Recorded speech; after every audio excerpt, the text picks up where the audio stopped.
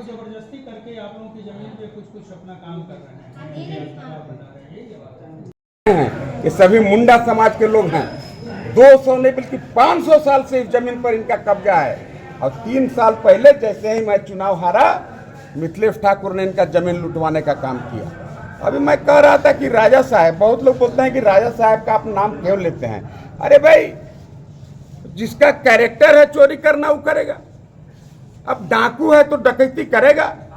अब मिथिलेश ठाकुर क्या है, कोई माला फेरने वाले आपको लगते हैं क्या? ये कितना घाट के पानी पीले हैं, कई चोट जेल गए हैं हमको नहीं पता है। और यहाँ भी ला करके गुल लोगों का वोट ठग करके लेने का प्रयास किए, लेकिन तब तक चुनाव नहीं जीते जब तक राजा का उनको सहयोग नहीं मिला। आज राजा को भी बताना चाहिए, राजा माने गिरनाथ सिंह को बताना चाहिए कि भाई तुमने मिथिलेश ठाकुर को सहयोग करके गढ़वा रंग का विधानसभा से विधायक बनाया और आज 4.5 साल हो गया, 4.5 साल बीत गया। गिरनाथ सिंह भारतीय जनता पार्टी में मेरे साथ ही था, मेरे पार्टी में था, लेकिन 4.5 साल में मैं आप पत्रकार बंधु को भी चुनौती देता हूं कि 4.5 साल के अंदर अगर कभी गिरनाथ सिंह ने कोई ऐसा बयान दिया हो कि मिथिलेश ठाकुर चोर है, मिथिलेश ठाकुर बालू चुरा के बेचता है, टेंडर में 10% कमीशन लेता है, बिना उसके कॉन्सेंट का कोई आदमी टेंडर डाल नहीं सकता है, सभी बीडीओ को 10-10 लाख रुपए महीना देना पड़ता है। अगर इस तरह का वक्तव्य और बयान अगर 4.5 साल में कभी अगर गिरनाथ सिंह ने दिया होगा, मैं राजनीति से संन्यास लूंगा। 4.5 साल तक राजा साहब, भैया जी मैंने मंत्री जी, दोनों मिल के जनता के शोषण करते रहे।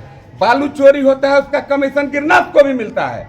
आज बताना चाहिए गिरनाथ को कि 4.5 साल तक तुमको मिथिलेश ठाकुर अच्छा लगता था, कहता था कि मिथिलेश ठाकुर अच्छा है।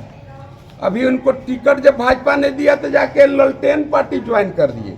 अब ललटेनों वाला जब ढकोल के भगाया, कहा कि तू तो हमरो पटिवा के ठग के भागल है जी राजा।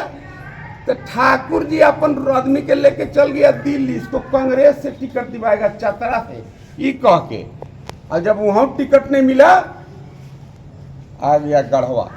दोनों ने काफी गहन विचार करके, सोच समझ करके, ये कोई दोनों में प्रतिद्वंदिता नहीं चल रहा है विधानसभा चुनाव का, दोनों मिल करके। हमें तो लगता है आज भी गिरनाथ बाबू के गाड़ी का तेल हमें लगता है कि मिथिलेश ठाकुर द्वारा जो अवैध तरीका से पैसा का इलीगल कमाई हुआ है, हमें लगता है कि उसी तेल से उनका गाड़ी भी चलता है। आज मैं दावे के साथ कह सकता हूं कि मिथिलेश ठाकुर और गिरनाथ सिंह दोनों एक ही हैं। जनता को दिग्भ्रमित करने के लिए अलग अलग घूम रहे हैं कि हम भी चुनाव लड़ेंगे। अरे भाई पत्रकार बंधु, आप ही हमको बताइए। मैं उनका एक वक्तव्य देख रहा था राजा साहब के, एक साथी उनसे बोला कि भाई पिछला बार आप चुनाव नहीं लड़े, क्या गारंटी है कि आप अबरी चुनाव लड़िएगा? बोला अबरी मैं लड़बे करूंगा चुनाव। तो कौन पार्टी से लड़िएगा? बोला निर्दलीय लड़ूंगा, लेकिन चुनाव लड़बे करूंगा। तो तब निर्दलीय लड़ना कोई अपराध नहीं है, कानून में प्रावधान है, निर्दलीय आदमी चुनाव लड़ सकता है और निर्दलीय चुनाव जीत भी सकता है। अभी पूर्णिया के आप उदाहरण को देखिए, पूर्णिया में पप्पू यादव विधानसभा छोड़िए जी, पार्लियामेंट का चुनाव इंडिपेंडेंटली निर्दलीय चुनाव जीत गया, लेकिन उसके लिए लोकप्रिय होना होता है। और गिरनाथ सिंह के लोकप्रियता का अंदाजा तो आप इसी से लगा सकते हैं, जो आदमी गरीब के गाय के दूध दूह के अब माठा पी के पहलवान बनल चल रहा है, बाहर के क्रिमिनल अपराधी मिथिलेश ठाकुर को बुला करके और पूरे गढ़वा रंग का विधानसभा का जिसने चीरहरण कराने का काम किया है, आज उसको गढ़वा रंग का विधानसभा का जनता कभी माफ नहीं करेगा। और पत्रकार बंधु से तो यही निवेदन है, आप लोग खोज के 4.5 साल के अंदर एक बयान राजा साहब का दिखाइए जिसमें उन्होंने कहा हो कि मिथिलेश ठाकुर करप्ट है। जब अभी तक तू नहीं कहा, अभी दोनों आपस में जब तय तो हो गया कि दोनों को लड़ना चाहिए, आजकल राजा साहब वो अभी कहत चलता है गाँव गाँव घूम के, ए जी बहुत भ्रष्टाचार है, कहता है जी हमारा गोसा बढ़ गल हुआ। कहा के गोसा बढ़ गया राजा साहब? नहीं, अब हम भ्रष्टाचार के नहीं छोड़ेंगे, हम पटक के मारेंगे। 4.5 साल तक तोहर मुंह में जाब लागल था, 4.5 साल तक मिथिलेश ठाकुर लूटा कभी विरोध किया? अब अभी चुनाव आ गया तो तेरा मिथिलेश ठाकुर करप्ट है? नहीं, गिरनाथ सिंह भ्रष्ट और करप्ट है। हम कहेंगे कि मिथिलेश और गिरनाथ में अगर आप कंपेरिजन करेंगे, ज्यादा डैमेज किया गढ़वा रंग का विधानसभा को कोई किया तो गिरनाथ सिंह किया। अभिव्यक्ति की आजादी उन्होंने छीनने का काम किया था, मैं बड़ी मुश्किल से आजाद कराया था गढ़वारंग का विधानसभा को। उसको लगा कि सत्येंद्र तिवारी से सकना मुश्किल है, तब जाकर के मिथिलेश ठाकुर को सपोर्ट करके गढ़वारंग का विधानसभा को फिर से गुलाम बनाने का काम किया।